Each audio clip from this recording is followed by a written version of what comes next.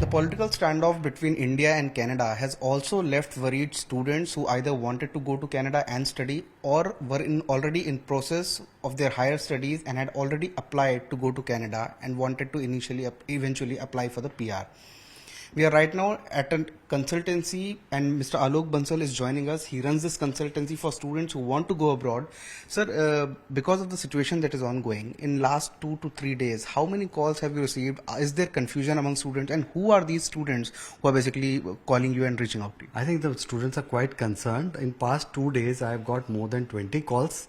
And I think I've got a lot of WhatsApp messages also, people trying to figure out what is going to happen now in terms of their future aspirations of studying at Canada. So, sir, basically, those who are reaching out to you, are they school students? Because many of the students also go to complete their schooling in Canada and abroad and other destinations. First of all, we would like to know how sought after is Canada as a destination for higher studies.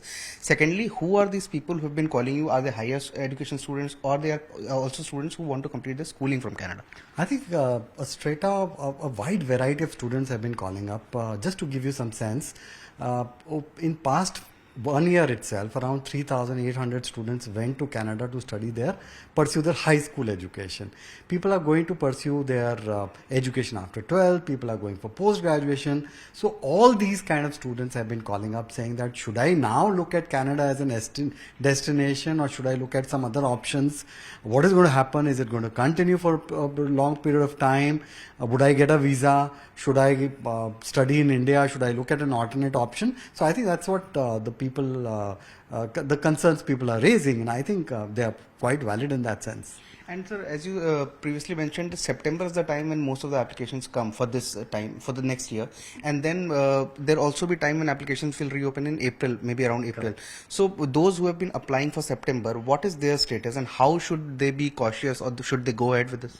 So interestingly, let's look at the cycle. People who are still in 12th standard right now and want to study at the topmost universities in Canada, their applications are about to open, which means that the process has just begun or is beginning. So these are quite worried. I mean, they are saying that, okay, initially I thought I'll go to University of Toronto, British Columbia, Waterloo, or those kind of universities. Should I look at now US? Should I look at Ireland? Should I look at UK or Singapore? That's one question people have in their mind. So people who have just begun this process are worried because they have been going through the process for some time in terms of appearing for tests and others. And people who are planning to apply and maybe go in April or that cycle are very, very worried because they had actually banked their aspirations of going to Canada only. So they are kind of caught. So for the viewers of our channel, how would you like to explain the children who want to apply, or this year, or maybe say next year, what should they do right now? And if they have already paid their fees or they have already applied for for going and for visa, what will be a word of advice for those who are watching you?